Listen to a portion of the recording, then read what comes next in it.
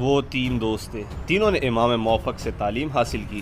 ایک روز ان تین دوستوں نے آپس میں ایک معاہدہ کیا کہ جو بھی ہم میں سے کسی اچھے عہدے پر فائز ہوگا وہ باقی تینوں کی مدد کرے گا۔ ان تین دوستوں کو تاریخ میں حسن بن صبا، عمر خیام اور نظام الملک طوسی کے نام سے یاد کیا جاتا ہے۔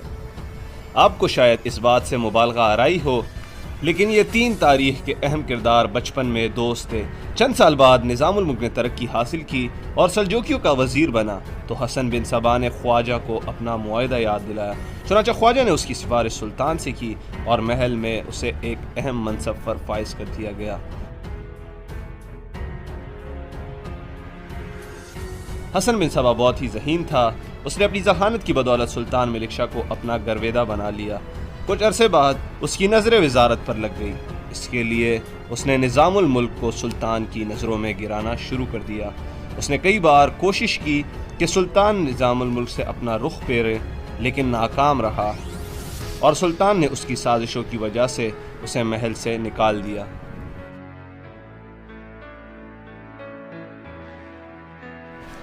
آگے بڑھنے سے پہلے ہم نظام الملک کی بائیوگرافی بیان کریں گے۔ نظام الملک کا اصل نام حسن بن علی تھا، باپ کا نام علی بن اسحاق تھا۔ 10 اپریل 1018 کو ایران کے شہر توس کے قریب ایک دیہات میں پیدا ہوئے۔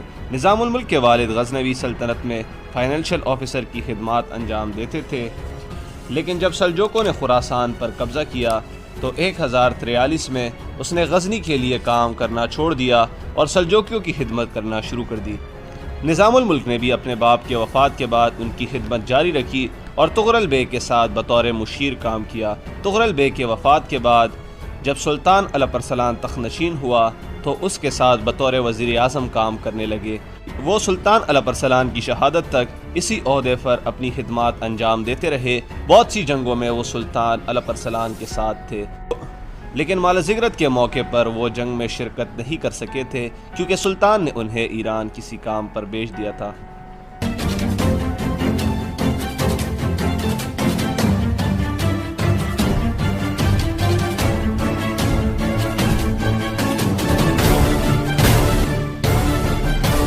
علیہ السلام کی شہادت کے بعد سلجوق سلطنت تباہی کے دہانے پر آ کھڑی ہوئی۔ وہ اس طرح کہ جب سلطان ملک شاہ تخت نشین ہوئے تو ان کے چاچا کوورد بے نے ان کو سلطان ماننے سے صاف انکار کر دیا اور سلطان کے خلاف اعلان جنگ کر دیا۔ اس موقع پر نظام الملک نے سلطان ملک شاہ کا ساتھ دیا اور قدم بقدم ان کی رہنمائی کی۔ سلطان ملک شاہ کے پاس اب دو راستے تھے، یا تو اس بغاوت کا خاتمہ کریں یا پھر تخت سے دستبردار ہو جائیں۔ لہٰذا سلطان نے بھی کوورد بے کے خلاف اعلان جنگ کر دیا اور یوں دونوں فریقوں نے جنگ کی تیاریاں شروع کر دی۔ 1074 میں سلطان ملک شاہ نے اپنی فوج کو کوچ کرنے کا حکم دیا۔ سلطان کی فوج میں ایرانی اور عربی دستوں کے ساتھ ساتھ ترک غلام بھی تھے، جبکہ کوورد بے کے لشکر میں ترک فوج کے منظم دستے تھے۔ دونوں فوجیں ہمدان میں آمنے سامنے ہوئی۔ کیا آپ جانتے ہیں کہ میدان جنگ میں جنگ جیتنے کے لیے سب سے ضروری کیا ہے؟ میدان جنگ میں جنگ جیتنے کے لیے سب سے ضروری دشمن کی فوج کو اپنے ساتھ ملانا ہے، اور سلطان ملک شاہ نے بھی یہی کیا۔ وہ اس طرح کہ انہوں نے ترک دستوں کو جو کہ کوورد بے کے لشکر میں تھے اپنے ساتھ ملانے کی کوشش کی۔ وہ پہلے ہی سلطان کے خلاف جنگ نہیں چاہتے تھے اور جب سلطان کا یہ اعلان سنا تو ان کے لشکر میں شامل ہو گئے۔ اب کوورد بے کے ساتھ صرف مٹھی بھر سپاہی تھے، لہٰذا کوورد کو ذلت آمیز شکست۔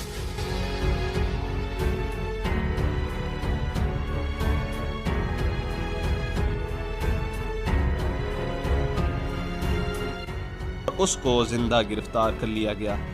جب اسے سلطان کے سامنے پیش کیا گیا تو اس نے سلطان سے رحم کی درخواست کی، جس پر سلطان نے اسے معاف کر دیا۔ بعد ازاں نظام الملک نے اسے زہر دے کر مروا دیا کیونکہ وہ چھوٹی موٹی بغاوتوں میں سلطان کے خلاف تھا اور ہر موقع پر دشمن کا ساتھ دیتا تھا۔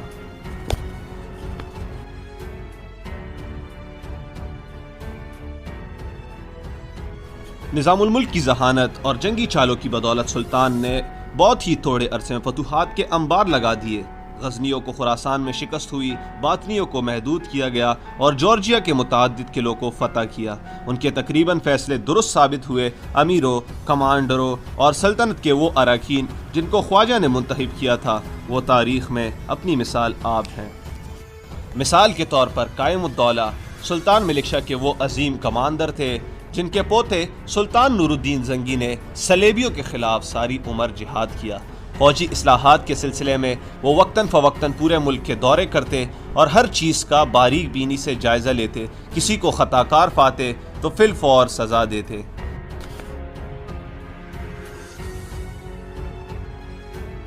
تمام مورخین نظام الملک کے ذاتی اوصاف کے مداح ہیں۔ وہ ارباب علم و ہنر کا قدردان تھا، ان کو ارباب علم و کمال کی مجلس میں بیٹھ کر دلی راحت و سکون حاصل ہوتا تھا۔ ان کی مجلس میں ہمیشہ علماء اور فضلاء کا مجمع رہتا تھا۔ مغرب کی نماز کے بعد دیر تک علماء و فضلاء سے علمی گفتگو میں مصروف رہا کرتے تھے اور یہ اس کے روز کا معمول تھا۔ ان کو جہاں کسی شہر میں ممتاز عالم مل جاتا وہ وہی ایک مدرسہ اور کتب خانہ قائم کر دیتے اور اس عالم کو درس و تدریس اور کتب خانے کی نگرانی کا کام سونپ دیتے۔ ان مدارس کے معلمین اور طلباء کے لیے خواجہ نے وظیفے بھی مقرر کیے تھے اور یہ سارا خرچہ وہ صرف شاہی خزانے سے نہیں کرتے بلکہ اپنی ذاتی جاگیر کی آمدنی کا بہت بڑا حصہ بھی ان اخراجات کے لیے وقف کر رکھا تھا۔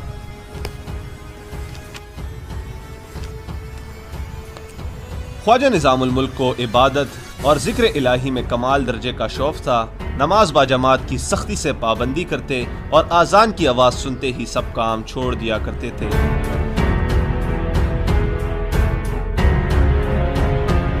خواجہ نظام الملک کا اصل کارنامہ جس نے اسے شہرت دوام عطا کی وہ نظامیہ بغداد ہے۔ یہ ایک عظیم الشان جامع علوم یعنی یونیورسٹی تھی جس نے تمام سلطنت میں علوم و مہارت کے دریا بہا دیے۔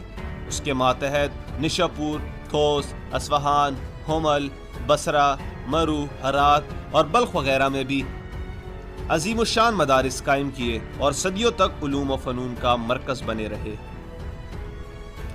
نظام الملک نے خود بھی بہت تعلیم حاصل کی تھی۔ صرف 11 برس کی عمر میں اس نے نہ صرف فقہ و حدیث کے ابتدائی مسائل پر عبور حاصل کر لیا بلکہ قرآن مقدس بھی حفظ کر لیا۔ اس کے بعد وہ نشاپور جا کر امام موفق کی مشہور زمانہ درسگاہ میں داخل ہوئے اور 4 برس میں جملہ دینی علوم میں درجہ قجر حاصل کر لیا۔ نشاپور کے بعد خواجہ نے بخارا کا رخ کیا۔ یہ شہر اس وقت علم کا مرکز تھا۔ خواجہ نے بخارا کے دارالعلوم سے مختلف علوم و فنون کی تکمیل کی اور پھر مرو اور ماوران نہر سے ہوتا ہوا غزنی پہنچا۔ یہاں اس نے حساب اور انشاء میں مہارت حاصل کی۔ چند سال خراسان میں قیام کیا۔ اس کے بعد بلخ پہنچا اور تغرل بیگ کے ساتھ بطور مشیر کام کرنا شروع کر دیا۔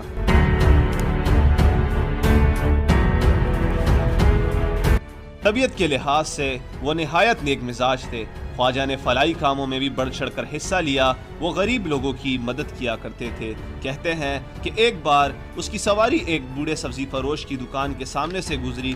سبزی فروش نے اٹھ کر سلام کیا اور عرض کیا کہ کثیر العلیل ہوں، دکان کی آمدنی اس قدر قلیل ہے کہ فاقوں تک نوبت پہنچ جاتی ہے۔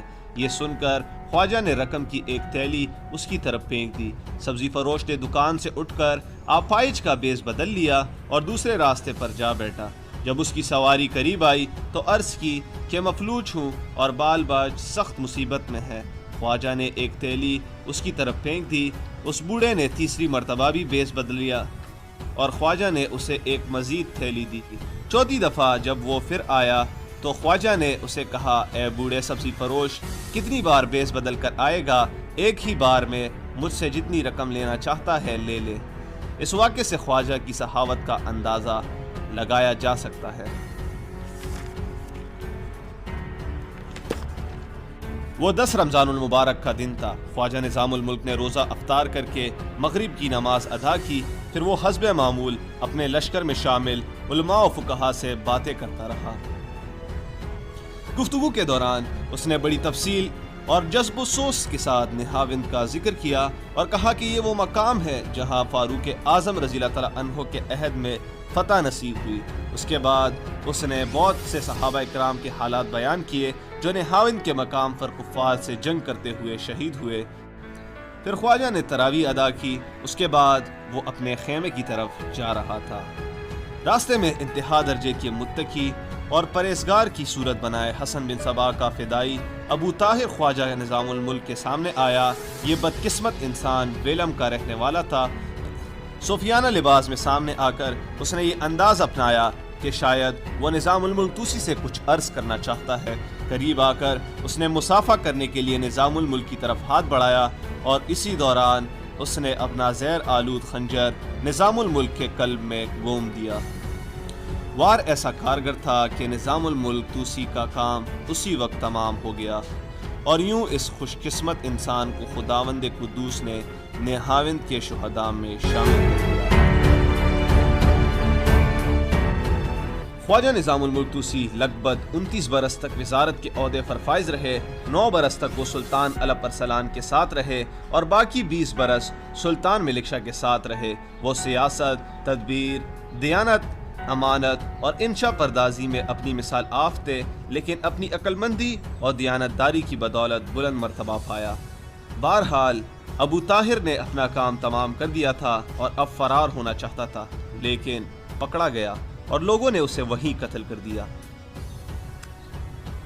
سلطان ملک شاہ کو نظام الملک توسی کے مرنے کا بے حد دکھ ہوا۔ وہ نظام الملک توسی کی عزت و احترام اس طرح کرتا تھا جس طرح ایک فرمانبردار بیٹا اپنے محترم باپ کا احترام کرتا ہے۔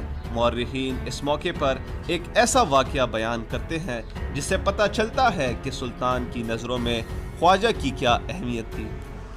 کہتے ہیں ایک بار نظام الملک توسی کے مخالفین نے سلطان ملک شاہ سلجوقی کے پاس شکایت کی، خواجہ نے مدارس نظامیہ کے اخراجات بڑھا دیے ہیں اور تعلیم کی مد میں زیادہ رقم خرچ کرتا ہے، حالانکہ اس رقم سے ایک بڑا لشکر تیار کیا جا سکتا ہے۔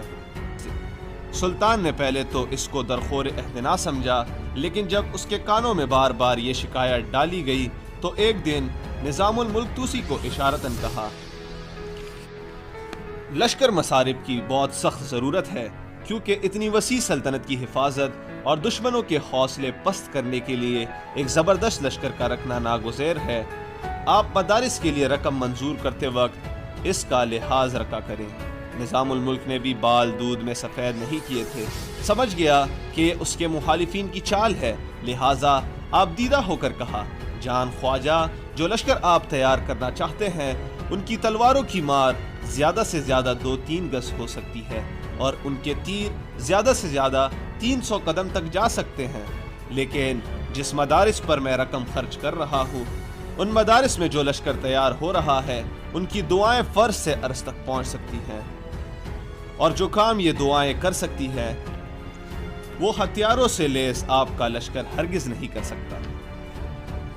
اس امر کو میں تسلیم کرتا ہوں کہ ایک بڑے اور زبردست لشکر کی ضرورت مسلم اور درست ہے، لیکن اس کے لیے مدارس میں تیار ہونے والے اس لشکر میں کمی کرنے کا کوئی جواز نہیں۔ جان پدر، میں تو اب بوڑھا ہو گیا ہوں، مجھے کسی بازار میں فروخت کریں تو زیادہ سے زیادہ کوئی 5 دینار دے۔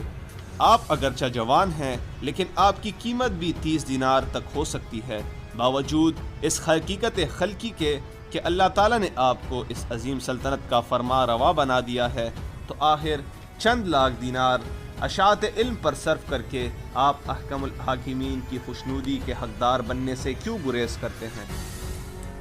خواجہ کی یہ تقریر سن کر سلطان پر رکت طاری ہو گئی اور کہا، آپ جتنی رقم مدارس پر خرچ کرنا چاہے کر سکتے ہیں، اور یوں سلطان نے مخالفین کے منہ بند کر دیے۔